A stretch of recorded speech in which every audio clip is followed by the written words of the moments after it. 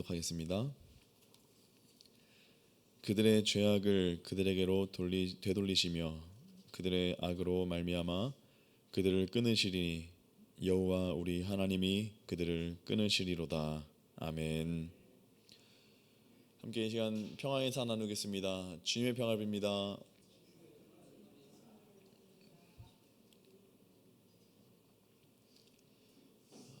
오늘 이 새벽에는 복수해 주시는 하나님이라는 제목으로 함께 말씀을 나누겠습니다. 우리는 드라마나 영화를 보면 주인공이 항상 악당을 물리치는 그런 권성징악의 그런 이야기를 보고 환호하며 희열을 느낍니다.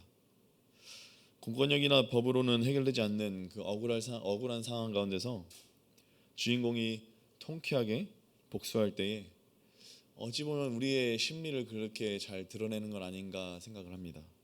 대리만족이 느껴지고 또 어찌나 그렇게 속이 뻥 뚫리는지 사이다 같은 느낌이 들더라고요. 우리 현실에는 근데 실망할 때가 많습니다. 그래서 더욱더 그런 영화를 볼수록 어찌 보면 이런 정의로운 사람이 또 나타나지 않을까라는 기대를 하면서 보게 되는 거지요.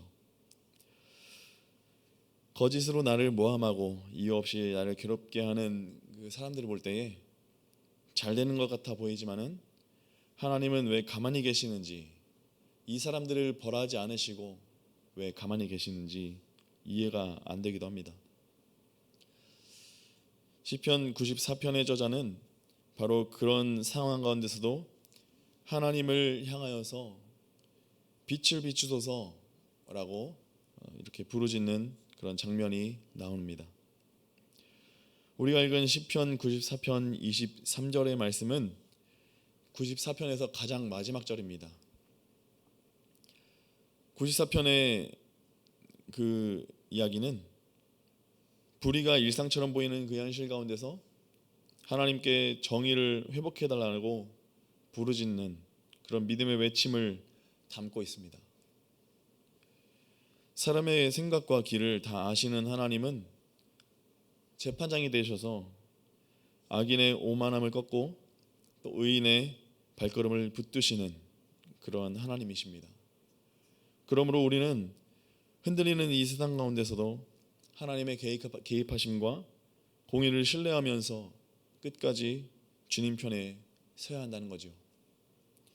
1절의 말씀에서 하나님을 복수하시는 하나님이라고 표현하고 있습니다. 이것은 단순히 자신의 억울함을 풀어달라라는 그런 차원을 넘어서는 그런 고백입니다. 무너진 공의를 바로잡아달라는 그런 의미죠. 간절한 신앙의 고백입니다. 하나님, 이대로 가만히 계실 겁니까? 복수해 주셔서 하나님의 이름이 드러나고 하나님의 공의를 다시 세워야 되는 거 아닙니까? 라고 하는 그런 고백인 거지요. 고대 메소포타미아와 이집트에서 태양이라고 하는 것을 모든 것을 꿰뚫어보는 정의의 신을 상징하는 그런 피조물이었습니다. 시인은 익숙한 이미지를 빌려온 그 세상을 감찰하는 그 심판하는 그 여호와 하나님께 호소하게 되는 거지요. 어둠 속에 숨어 악을 행하는 자들 위에 정의의 빛을 비추어 달라고, 그리고 사회적 약자를 압제하는 그 이들에게 태양과 같은 힘을 더해 주셔서 그렇게 하지 못하도록 어두운 그 부분을 밝히 비춰 주셔서 진리가 빛나도록 그렇게 해달라고 이야기하는 것입니다. 악인들은 과부와 나그네, 고아와 같은 그런 사회적 약자들을 압제하면서도 하나님은 보지 못하신다, 이런 자들을 굽어살피지 못하신다라고 조롱하고 있는 겁니다. 시인은 하나님은 침묵하시는 분이 아니라 반드시 나타나셔서 공의를 행하시는 분이다라고 외치는 거지요. 하나님이 지금 당장에 눈에 보이게 개입하지 않으시는 것처럼 보이지만은 악인들은 하나님이 무능하다고 생각되지만은 시인은 어리석은 자들아 라고 부르면서 그들의 지적에 날카로운 질문을 던집니다. 귀를 만드신 이가 듣지 아니하시랴, 눈을 만드신 이가 보지 아니하시랴 라고 말하면서 다 하나님은 듣고 계시고 다 하나님은 보고 계신다 라고 하는 것을 말씀하고 있는 겁니다. 다만 그분의 때에 그분의 방식으로 일하실 뿐이다 라는 것을 이야기하고 있는 거죠. 지혜로운 성도는 고난의 시간을 통하여서 하나님께서 주시는 그 교훈을 배웁니다. 하나님은 당신이 사랑하시는 자를 징계하시며 아비가 자식을 가르치듯이 인도하십니다. 이 고난은 이 악인의 그 구덩이가 완성될 때까지 우리를 안전하게 지키시고 훈련시키는 시간이라는 거지요. 하나님이 왜 이때 조금만 어려움 겪게 하시고 조금만 덜 힘들게 하시면 어떨까? 이때가 내가 볼 땐 가장 좋은 기회인데 하나님께서 역사해 주셔서 내가 하나님을 더 찬양할 수 있는 그런 적절한 기회인데 하나님 왜 역사하지 않으시는 걸까 생각이 들기도 합니다. 그것은 우리의 때이죠. 이것을 통해서 하나님께서는 깨닫기 원하시고 우리 깨닫기 원하시고 그 깨달음을 통하여서 하나님을 더욱더 찬양하기 원하시는 것인데 우리는 그새 참지 못하고 하나님 이거 아니지 않습니까? 하나님 이렇게 해주셔야 되는 거 아닙니까? 지금이 복수해 주시기에 적절한 때 아닙니까? 라고 하는 우리 안에 가두는 그런 일을 행한다는 거지요. 그러나 하나님은 그 모든 과정 가운데서도 안전하게 지키시면서 동시에 우리를 연단시키시고 훈련시키는 과정이라는 겁니다. 하나님의 말씀을 즐거워하는 자는 심판날에 반드시 승리할 것입니다. 지지 않습니다. 지는 것 같아 보이지만 결국에는 승리로 끝납니다. 이 진리를 잘 보여준 인물이 바로 다윗입니다. 다윗은 사울 왕에 의해서 죽을 위기를 많이 넘겼습니다. 생명의 위협도 안보의 위협도 느끼고 있었지요.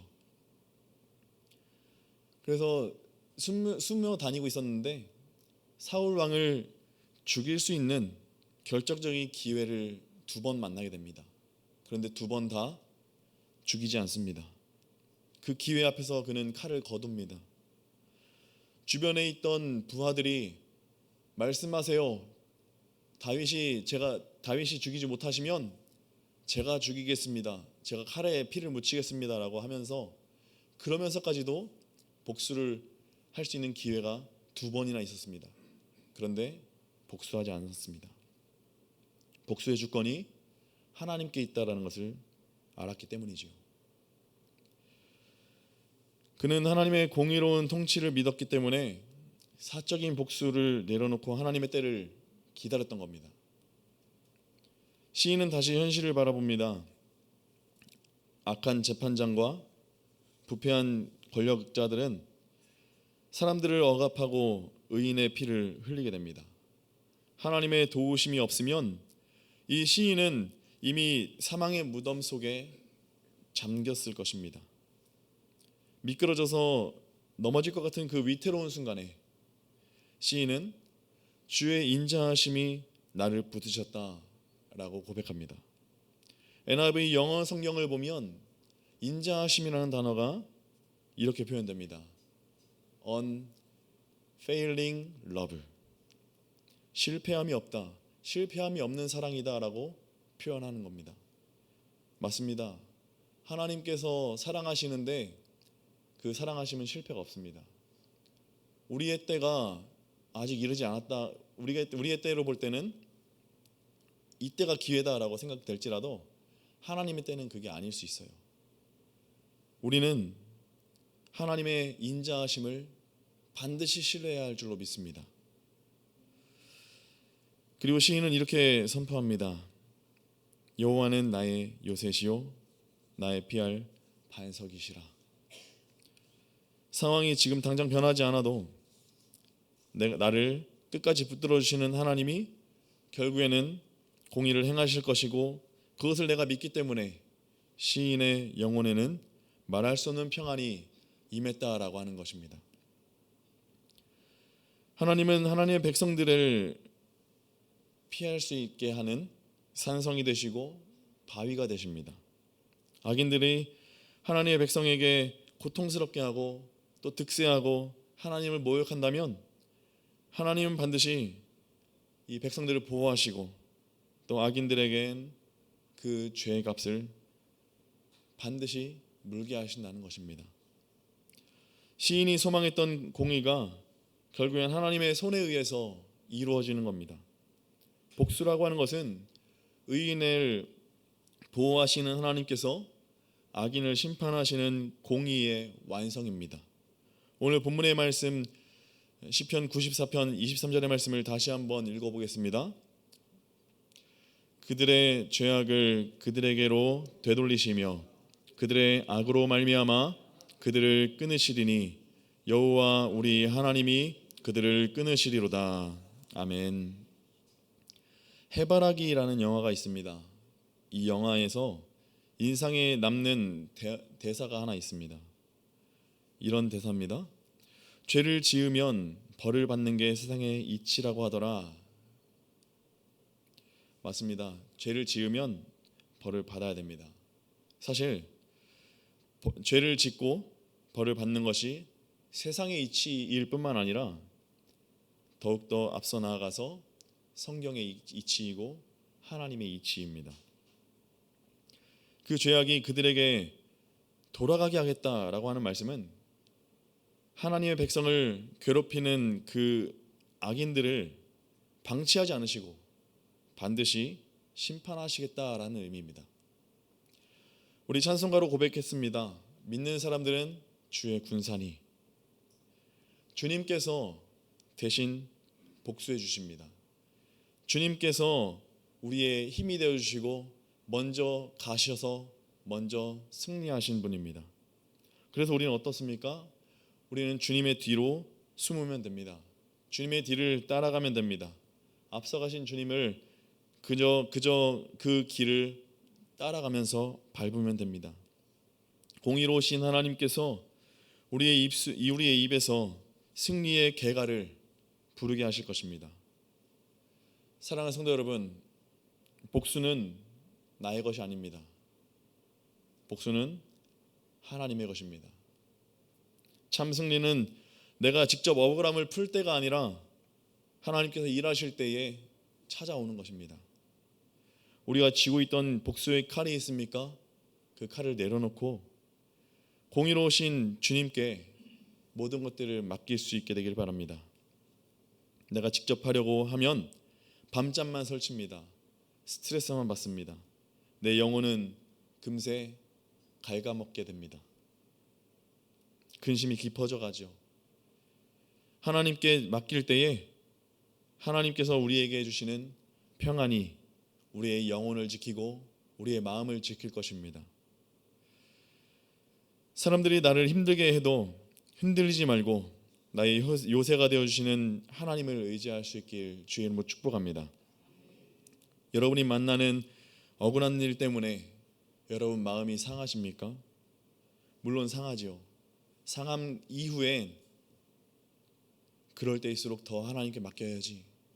그럴 때일수록 더 하나님의 공의를 신뢰하며 나아가야지 고백할 수 있으며 그리고 그렇게 나아갈 수 있는 저와 여러분 될 수 있게 되기를 주의 이름으로 축원합니다. 기도하겠습니다.